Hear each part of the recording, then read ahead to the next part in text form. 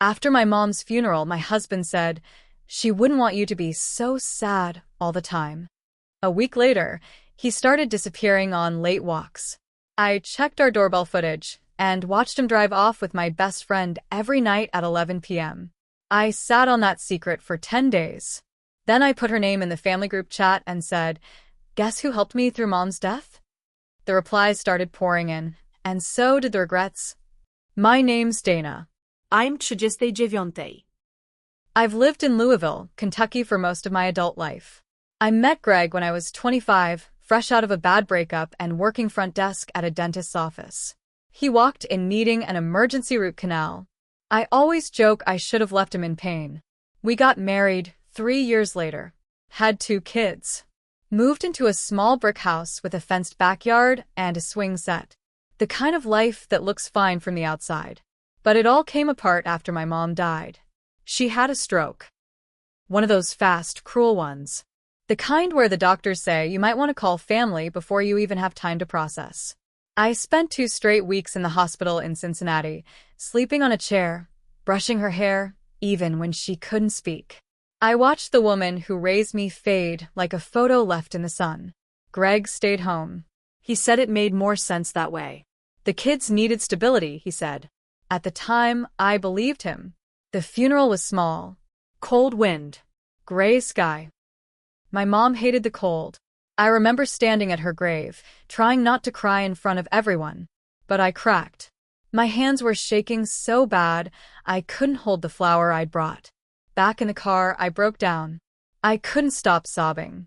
Greg just sat there, stiff in his suit, staring at the dashboard. Then he said it, without looking at me.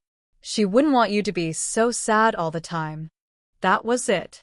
That was his comfort. When we got home, I thought things would get better. I try to get back into routine. Be strong for the kids. Maybe take a few days to cry in private and move on. But instead of being around more, Greg got distant. He started going on walks. Always late, 10:45, 11 p.m. I'd be in bed in pajamas, reading or just lying there numb, and he'd get up like it was no big deal. "Going for a walk," he'd say. No eye contact. Just out the door. By the 3rd night, I knew something wasn't right. He's never been the type to walk unless it was for fitness, and even then he'd wear sneakers and come back sweaty. These weren't those kinds of walks. On night 5, I asked, "Where do you go?" He mumbled, "Just around the block." Helps me clear my head. He was lying. I didn't know what about yet, but I knew. We have a Ring doorbell camera. Greg installed it last year after someone broke into a neighbor's car. It records every movement, uploads straight to my phone. I hadn't checked it in months. But that night, night 7, I opened the app. And there it was. Greg, leaving through the front door.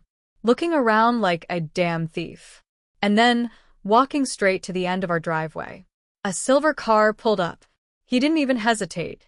Walked up, got in, door shut, and they drove off. I rewound. Watched again. Slowed it down. I know that car. I know those headlights. I know the way the driver wore her hair. Amanda. My best friend since high school. Maid of honor at our wedding. Godmother to our daughter. I watched the footage 3 more times just to be sure. Then I sat in bed, staring at the wall. I didn't cry. I didn't scream. Something inside me just clicked off. Amanda and I had been inseparable since we were 17. We knew each other's secrets. She was the one I called first when my mom went into the hospital. The one who sat next to me at the funeral. The one who texted me every day. "How are you holding up? Need anything? I'm here for you." She'd been here for me, all right. At 11 p.m. Every damn night. I didn't tell anyone. Not at first. I kept watching. Every night he left. Every night she pulled up. Sometimes they sat in the car for a while. Once, he got in the driver's seat and drove her car away. That part stung bad. He never even drove my mom anywhere when she was sick. 10 days of this. 10 days of acting like I was just a broken woman crying over her mom. Letting him bring me tea, like he cared. Letting Amanda text me fake love while she rubbed her thighs against my husband in her car. I wasn't planning revenge at first. I was just stunned. But the more I watched, the more I realized I was done letting people walk on me. I picked a Tuesday. Quiet morning. Kids at school. Greg at work. I opened our family group chat. Me, my sisters, my dad, my cousins, everyone who had cried over my mom's death, just like me. And I typed, "Guess who's been helping me through mom's death? Amanda." Then I attached the clip. Clear as day. Greg getting into Amanda's car at 11 p.m. Hit send. Put my phone down. Waited. Messages exploded. What the hell? Amanda? The Amanda? Wait. Are you serious? Oh my God. Oh my God. Dana, I'm so sorry. Greg did this to you after your mom died? My sister called crying. My cousin sent the video to his wife and it spread like wildfire. My aunt told me, your mom is rolling in her grave. Amanda's husband, Matt, got a copy. By noon, he'd kicked her out of the house. Her car was parked in front of her mom's place by 5 p.m. Greg came home to silence. I didn't even have to say a word. He saw my face, saw the doorbell camera tab open on my iPad, and just turned white. I told him to sleep in the guest room. Then I called a lawyer. The next few days were quiet. Too quiet. Greg walked on eggshells around the house. He barely spoke unless I spoke first. He still got up, made breakfast, packed the kids' lunches like nothing had happened. But he knew the storm was coming. I wasn't interested in yelling. I wanted him to squirm. I wanted him to feel the slow dread I'd felt every night I watched that video. The thing about betrayal is, it doesn't stop at one person. It spreads, like mold. And once it's out in the open, it rots everything. I didn't plan to become a household name in our neighborhood, but that's what happened. See, Amanda didn't just betray me. She betrayed a whole web of people. She and Greg weren't careful. Or maybe they thought I'd never find out. But now people were talking. The school moms started whispering. One of them stopped me in the drop-off line and said, "I heard about Amanda. Are you okay?"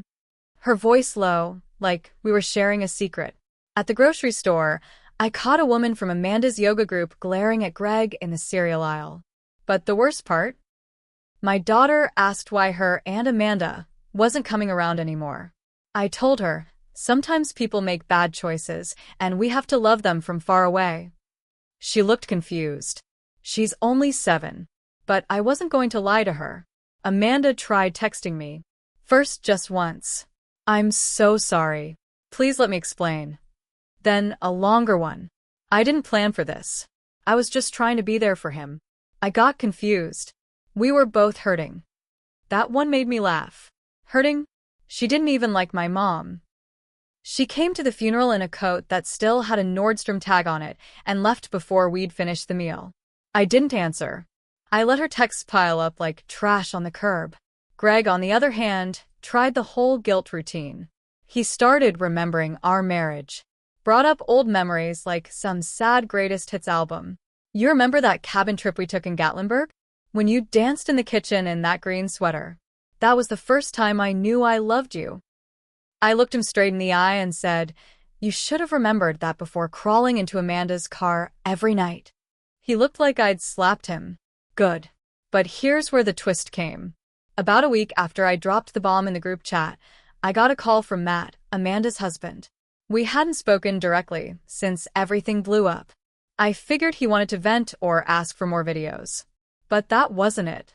He said, "I need to show you something. Can we meet?" I didn't want to. I really didn't. But something in his voice made me say yes. We met at a park, sat at a picnic table away from the playground. He looked exhausted. Eyes bloodshot. Face unshaven. The man was unraveling. He slid his phone across the table and said, "Watch that." It was a screen recording from Amanda's iCloud. He had her old login. Apparently, she never changed it. It was a video. Not from our doorbell. This one was inside his garage.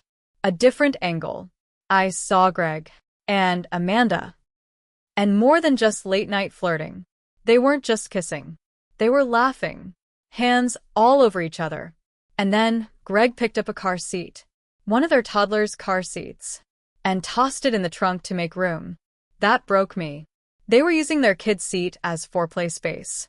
I handed the phone back and said, I didn't need to see that. Matt looked at me, eyes red. I think they've been doing this a lot longer than we thought. I felt something snap inside me. Not heartbreak. Not even anger. Just a kind of sick clarity. Greg and Amanda weren't just two idiots sneaking around out of grief. They were partners in this. Comfortable. Lazy with their secrecy. This wasn't a mistake. It was routine. That night, I told Greg to pack a bag. I didn't scream. I didn't even raise my voice. I just said, leave. He stood there frozen. You're not even going to talk to me? I said, I did. With your best friend. At 11 p.m. For 10 nights. He opened his mouth. I shut the door to the bedroom in his face. The next day, I filed for separation. The lawyer said, we can hit adultery hard if you want to. I said, hit it like a wrecking ball. He smiled. We will. And that's when things really started shifting. After Greg moved out, things got quiet, but not peaceful. Amanda was still trying to reach me, and now it was getting weird. One night around 1 a.m., my phone buzzed with a new number. I didn't answer. Then came the voicemail. Her voice, barely a whisper. Dana, I think Greg's been lying to both of us. I just stared at the screen. I wanted to delete it and pretend I never heard it. But I didn't. 2 days later, she sent a screenshot. It was a photo of a woman. Blonde. Maybe early 30s. The caption underneath said, tell me if this is the same girl from Greg's office party last year. I stared at the picture. My stomach dropped. I remembered that night. We'd gone to Greg's office holiday dinner downtown. He introduced me to a woman from accounting named Rachel. She'd been all smiles, very touchy with Greg. At the time, I thought she was just one of those overly friendly types. Amanda was there too. She made a joke about Rachel being a little too into married men. I remember that. Clearly. Turns out, Amanda knew exactly what she was talking about. I didn't respond to Amanda's message. I didn't need to. I had what I needed. Proof that Greg was worse than I thought. Amanda wasn't his first affair. Maybe not even his second. She was just the one dumb enough to live down the street. I dug deeper. I pulled old bank statements. Called a friend who worked in IT to recover deleted emails from our shared laptop. That's when I found the hotel charges. Lexington. Nashville. Once in Atlanta. Each one matched up with Greg's so-called work trips. It was like peeling back wallpaper and finding black mold underneath. The whole damn thing was rotten. Amanda came by the house. She stood outside while the kids were at school, looking pathetic in her oversized hoodie. I watched from the window as she rang the bell twice, then sat down on the steps like she was owed something. I opened the door, but didn't let her in. She looked up at me, eyes puffy. I didn't know, she said. I swear, Dana, I thought it was just us. That's when I said it. You were never US. You were the idiot he killed time with until he got bored. Her mouth dropped. She started to cry. I shut the door and left her sitting there. Then came the real surprise. A letter. Handwritten. From Greg's mother. She'd always been cold to me, never quite thought I was wife material, as she put it once when she thought I was out of earshot. But the letter was different. Apologetic. Honest. She wrote, I didn't raise him to be this. I warned Amanda. Told her she wasn't the first. She didn't listen. I'm sorry for what you've been put through. My hands shook reading that. Not because I wanted her sympathy, but because it proved Amanda knew. Greg's own mother told her, and she still got in the car at 11 p.m. like she was doing me a favor. Greg, now living in a cheap apartment across town, started sending emails. First the usual begging. Then came the threats. If you drag this through court, it's going to get messy. We should handle this quietly. That's when I knew he was scared. Scared I'd expose the hotel receipts. Scared I'd subpoena his company emails. Scared I'd go after the house. So I decided I'd go public. Not to the internet. Not to Reddit. Not even Facebook. Just the people who needed to know. I printed everything, screenshots, doorbell footage, texts, hotel bills, and mailed it in envelopes to his boss HR at his company, the school PTA president, Amanda's mom, Amanda's church group leader, and Rachel, the woman from accounting. I didn't even write a letter. Just the evidence. Let them make their own conclusions. I waited. And then, just like that, the walls started caving in for them. Greg was called into HR. Amanda was asked not to return to the PTA meetings. Rachel emailed me directly. Thank you for the heads up. I had no idea. He told me you were divorced. Turns out, Rachel wasn't some fling. She thought she was his girlfriend. That's when Greg showed up. Knocked on the door one evening while the kids were playing in the backyard. He looked tired. Hollow. Not the smug man who'd walked out of our bedroom every night to sneak into Amanda's car. I just wanted to talk, he said. I crossed my arms. You said enough. Now you can listen. I told him I'd filed the final divorce papers, and I was taking full custody. I told him the house was in my name before marriage. He wasn't getting a piece of it. I told him I had backup copies of everything I sent out, and I wasn't afraid to go to court. He looked around like he couldn't believe how far he'd fallen. Then he said the most pathetic thing I've ever heard. I thought you'd never find out. I laughed. That's the problem with you, Greg. You thought I was stupid. After Greg stood there mumbling excuses, I shut the door on him for the last time. That night, I sat on the porch with a glass of wine, staring up at the stars. The house was quiet. Too quiet. And that's when it finally hit me. I was alone. Not just without Greg, but without Amanda. Without my mom. They were all gone in different ways. I cried that night. Not for Greg. Not even for Amanda. But for the version of me who believed in both of them. I let her go. The divorce moved fast after that. The lawyer was a pitbull. Every dirty little receipt, message, and video became leverage. Greg tried to fight it. Said I was making it personal. I said, it is personal. You made it personal when you slept with my best friend while I was planning my mother's funeral. In court, Greg looked like a man chewed up and spit out. His lawyer was useless. Amanda wasn't there, of course. She'd gone underground after the PTA and her church group iced her out. Her husband, Matt, filed for full custody and moved with the kids to Michigan. I got the house. Full custody of the kids. Greg got weekends and a list of court-ordered rules as long as a CVS receipt.